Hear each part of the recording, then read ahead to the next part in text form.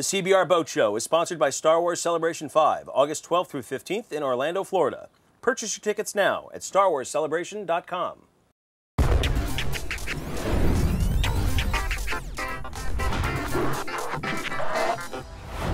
Welcome to CBR TV. I'm Jonah Weiland at Comic-Con International in San Diego on the CBR yacht. Sitting to my right is actor LeVar Burton and his producing partner, I guess is the way you'd say it, Mark Wolfe of Burton Wolfe Entertainment. Guys, thanks for coming out to the yacht here.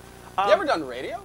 I actually used to work in radio for no years. Kidding. You're from LA. I worked at KFI Radio for a long time. KFI Radio? I worked with Dr. Laura. I worked with Rush Limbaugh when he would come into LA. Yeah. You know Phil Hendry? Know that name? I don't. He used to be the nighttime show, though you were probably sleeping. I was asleep then, yeah. I was producing a show, yeah. You produced for Phil Hendry? I produced for Phil Hendry. Very, very nice. And I worked with Dr. Laura for 2 years. And Dr. Laura Schlesinger? Yes. That would be. And she was very nice to me. Not to be confused with John Schlesinger. No, and I don't think that there's any relation. Not to be confused with Laura Bush. Not to be confused with Laura Bush. Right. Or George Bush. Or Barbara Bush. Right. Or any of the Bushes. We could just keep absolutely. going like this for the entire interview. And that would probably bore to tears. The 6 people who are watching this on your website right now. No, I think it's down to 3 now. It's down to 3. Down to 3. Since we started. Well, we right? started at 8. But You did. So now, LeVar, you wrote a comic book. Well, I co-wrote a comic You co-wrote a comic book. book. Co-wrote a comic book. Co-wrote a comic Thank you. book. Who did the heavy Who is lifting? this cloner? I guess, I think we can honestly say that we looked at it shared together. it equally. Absolutely. It was called CONCERNed. It was part of Dark Horse Presents, and you're out here. The last edition of Dark Horse Presents. On MySpace. On So, MySpace, so yeah. why comics? I mean, are you guys both longtime comic fans, or is this something? I never read one in my life. Before he wrote one. Before he wrote one. Before I wrote, I never read one. Yeah. I, on the other hand, read a lot of comic books when I was a kid. Yeah. Grew up in a military family. Lived in Germany for a few years, and that was our main source of entertainment. As you know, television was in German. We traded comic books, so I grew up on Marvel comics, And others. Superman, Incredible Hulk. You know, Fantastic Four. They were my favorite. I was talking. I had Sam Jackson in our studio in L.A., and we talked about. Was he wearing a hat? He was wearing a hat. We talked about the comics that he grew up with as well, because he's a big comic fan. And he talked about how, for the most part, the characters that he read weren't black and weren't exactly characters he could relate to, except for, you know, Power Man and stuff like that. What were the characters that you appealed to you, and was there a concern on your part that, wow, none of these characters are black? Oh my God, you are black. I am. I didn't know that until you mentioned it. That's fantastic. But at the time, there was not much diversity in comics back then. No, there wasn't. No, you're absolutely right. Nor was there all that much diversity in science fiction. That's true. Either. So I had to find heroes that I could identify with. That's why Johnny Flame was really important to me. It was all the outcasts, you know, that I related to because I could not find a place for myself in the pages of those novels. So it was and comic books. So that's why it was really important to me when I had the opportunity to create a very strong hero of color. So what is CONCERNed, and are we going to be seeing more of that stuff from you guys? We hope you are. Yeah. Yeah. Concerned. I'm sorry. Go No, on. please. Oh, no, please. No, you. no, you. All right.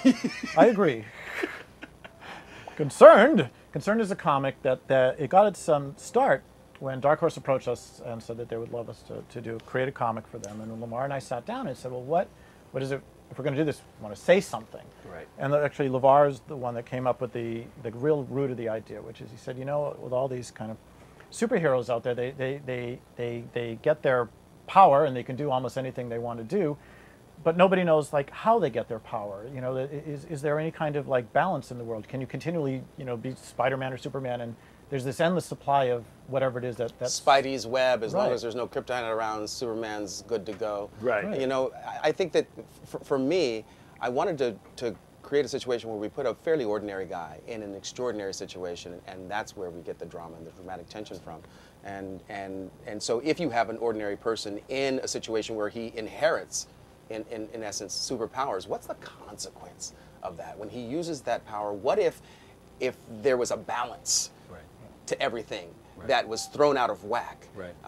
it's a metaphor for life, that we wanted to have a real metaphor for life in the superhero world. Right. If you do something, you have to pay for it. What are the consequences? You said this was your for both of you. This is your first comic that you've ever written. Obviously, you've done some writing before. Did you find this to be a greater challenge than the previous writing you've done, because you are somewhat constrained, because you've got to get 6 panels there and you can only get so many words in each of those panels? It's a tough assignment, and one that we really took a crash course in. It's storytelling, which is the good news. It's just a different format of storytelling, and we had to figure our way through that process. But at the end of the day, it's still storytelling. Yeah. And the people at Dark Horse are really good. They helped were. us, you know. Sierra first Hahn. Sierra Hahn and Sierra's great. And Yeah, David Hahn, our no relation, David Hahn, our illustrator. Excellent. Yeah. Amazing talent. I mean, you know, Dark Horse was they were very serious about this, and we're all very proud of it and happy with the results. They sat down with us and they basically told us that, you know, because we needed some help. We're used to telling stories in 100 pages or so. And how do you do a beginning, you know, especially if it's the first episode of a comic ever, first one, it's like, how do you introduce characters, create a storyline, have a beginning, middle, and end, and get all the way to the end of that in, as you said, you know, 8 pages, a couple of panels each. And so we initially, you know, I think we overwrote. Yeah. And then they helped us pare it down so that we could tell a story cohesively. It's and, like the difference between making a feature film Right. and then switching up and doing a commercial. Yeah. You have to tell that story in 60 seconds. And all of those long, wonderful, you know, tracking shots that directors are so enamored with, you don't have time for any of it. Right. You have to get right to the meat of it. Yep. So it was a very good exercise, I thought. I didn't like it. Well, apparently LeVar's running the next one on his own. No, he's my partner. Yes. So what's next for you guys then in terms of comics? I mean, and let me ask you this actually. Are mainstream comics something you're interested in, or do you want to really do these creator-owned things, continue to do that kind of stuff? Definitely we'd like to move CON-CERNed into, I suppose, what you would call a mainstream. I'm not sure I understand. I meant more like, are you interested in playing with the Batman, Superman, Spider-Mans of the world, or do you want to just do your own stuff? I think that we want, you know, as a production company, Burton Wolfe Entertainment, our company, it's going back to what LeVar said before about storytellers. We're very comfortable saying that we're storytellers. We work on, you know, very, very commercial things. We work on very kind of independent art things. We are working on some web things right now. So however you tell a story, whoever you tell the story to, we'd be bored, I think, if we just did one kind of thing. If we just all made $100 million movies, that'd get boring. If we made $1 million, you know, independent movies, it'd be boring if we made just one kind of comic. So I think we're starting down this road with this particular comic, and we'll see where it leads to. You know, we might take these characters, create more comics about them, and maybe create television and films. Well, also guys, using the same characters. We are happy to have you in comics. Welcome to comics. You know what? We are happy to be here.